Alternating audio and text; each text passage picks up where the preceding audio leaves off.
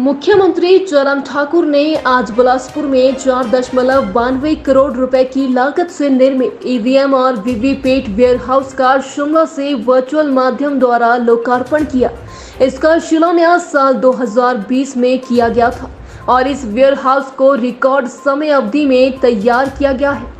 मुख्यमंत्री ने कहा कि प्रदेश के सभी जिलों में ईवीएम वेयरहाउस स्थापित किए जा रहे हैं ताकि विशिष्ट मापदंडों के साथ ईवीएम और वीवीपैट मशीनों को एक साथ एक स्थान पर रखा जा सके। सीएम जयराम ठाकुर ने ईवीएम और वीवीपैट वेयरहाउस के निर्माण संबंधी मामला भारत निर्वाचन आयोग के समक्ष रखने के लिए प्रधानमंत्री नरेंद्र मोदी का आभार व्यक्त किया। इससे न केवल मशीनों की पूर्ण सुरक्षा सुनिश्चित होगी बल्कि चुनाव प्रक्रिया को निष्पक्ष रूप से पूरा करने में भी सुविधा प्रदान होगी। मुख्यमंत्री ने कहा कि पहले ईवीएम और वीवीपैट मशीनों को राजकीय महाविद्यालयों या स्कूल परिसरों में रखा जाता था। इस स्थिति में इन मशीनों के लिए सुरक्षा संबंधित व्यवस्था करनी पड़ती थी। उन्होंने कहा कि इससे शिक्षण संस्थानों के कमरों को लंबे समय तक उपयोग होने के कारण विद्यार्थियों की पढ़ाई प्रभावित होती थी। आपका अभियान शुरू किया था वोट मांगने का, सहयोग मांगने का, तो वो सफल होगा देवभूमि हिमाचल प्रदेश की ओर से, ऐसा मुझे पूरा भरोसा, पूरा विश्वास है। स्वाभाविक रूप से बरसात के मौसम में ऐसी परिस्थिति हमारे सामने है ये, और 3 दिनों के लिए बारिश का अनुमान ज्यादा बताया गया है। और पिछले कल किन्नौर जिला में और कुल्लू में कुछ जगह बारिश ज्यादा होने के कारण नुकसान हुआ है, लेकिन मुझे इस बात का संतोष है कि संपत्ति का नुकसान हुआ लेकिन किसी जान का नुकसान नहीं हुआ है।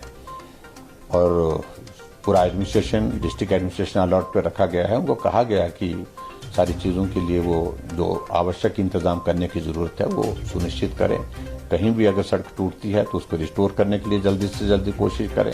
अगर कहीं इस प्रकार की घटना होती है तो रेस्क्यू ऑपरेशन के लिए जो हमारी टीम्स हैं स्टेट की ओर से और उसके बाद एनडीआरएफ की तरफ सब अलर्ट पर है। ये निश्चित रूप से हमारे लिए थोड़ा चिंता का विषय है, सबके लिए चिंता का विषय। और मैं पर्टिकुलरली देख रहा हूँ पिछले कुछ अरसे से हिमाचल प्रदेश में काफ़ी नंबर बढ़ा है और लगभग 2900 से ज़्यादा, हमारा 2939 के करीब हमारा नंबर एक्टिव केसेस का हो गया है। हालांकि हॉस्पिटल में एडमिशन इतने ज़्यादा नहीं है। और हमने डिप्टी कमिश्नर के साथ हाल ही में अभी जो है वो वीसी भी की है, तो इंतज़ाम करने के लिए, तैयारी के लिए हमने उनको कह दिया है। और मुझे ये लगता है कि कोविड और बढ़ सकता है। अभी जो हालात जिस तरह से हम देख रहे हैं, 616 केस पिछले कल आए हैं, तो काफ़ी बड़ा नंबर है और ये नंबर काफ़ी अर्से के बाद इस प्रकार से बढ़ता हुआ दिख रहा है। लेकिन फिर भी उसके बावजूद भी मैं इतना जरूर कहना चाहता हूं कि वैक्सीन से काफ़ी बड़ा एक इम्पैक्ट आया है। मुझे लगता है उसका प्रभाव निश्चित रूप से रहेगा। और पिछले कल हमने हिमाचल प्रदेश में शुरुआत की जो वैक्सीन का जो हमारा प्रिकॉशनरी डोज उसको लगाने का, और जिसके लिए आदरणीय प्रधानमंत्री जी ने तय किया है कि 15 जुलाई से 30 सितंबर तक, यानी कि 75 डेज के लिए, 75 दिन के इसके कार्य का समय के लिए एक निर्धारित ये जो टारगेट तय किया उसको हम पूरा करने की कोशिश करें। इस बात की प्रसन्नता है कि ईवीएम के लिए वेयरहाउस का काम जो हमने शुरू किया था वो कुछ जगह बन करके तैयार हो गए, जिसका हमने उद्घाटन किया। इससे पहले हमने हमीरपुर का किया और आज बिलासपुर का किया।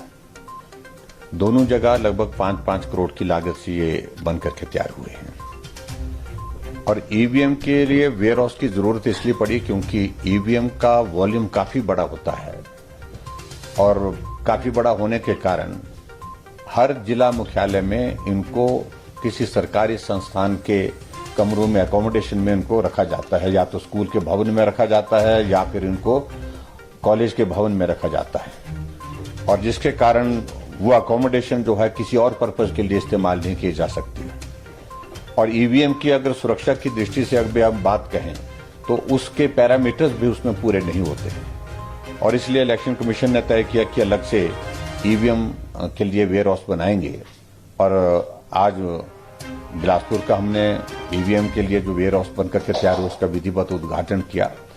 और निश्चित रूप से अब वेयरहाउस बनने के पश्चात ईवीएम को वहां शिफ्ट करने से जो अकोमोडेशन अभी तक ऑक्यूपाइड थी ईवीएम के जहां रख रखाव किया जा रहा था, तो वो भी अब उपयोग में आएगी।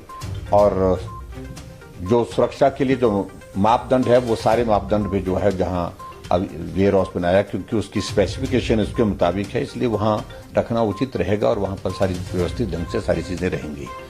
अब ईवीएम के साथ वीवीपैट भी अब नई एडिशन की है पिछले कुछ अर्से से, तो वीवीपैट भी उसके साथ ही रहेंगे। तो इस प्रकार से हिमाचल प्रदेश में हमारी कोशिश है कि सभी जिला मुख्यालय में जहां जहां ईवीएम के और वीवीपैट के लिए जो वेयर हाउस के काम चल रहा है उसको शीघ्र पूरा कर सके ताकि ईवीएम को और वीवीपैट को हम वहां पर शिफ्ट कर सकें।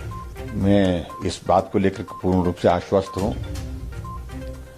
द्रौपदी मुर्मू जी जो हमारे दल की ओर से एनडीए की तरफ से और एनडीए के साथ साथ बहुत सारे समर्थन देने वाले दलों राजनीतिक दलों ने भी उसमें आगे बढ़ करके सहयोग दिया है। उनकी जीत होगी, शानदार जीत होगी, ऐतिहासिक जीत होगी और ये हमारे लिए प्रसन्नता का विषय है कि एक महिला और वो भी ट्राइबल महिला, उनको भारत के राष्ट्रपति के इस दायित्व पर आने का पहला अवसर प्राप्त होगा और मेरी ओर से उनको शुभकामनाएं।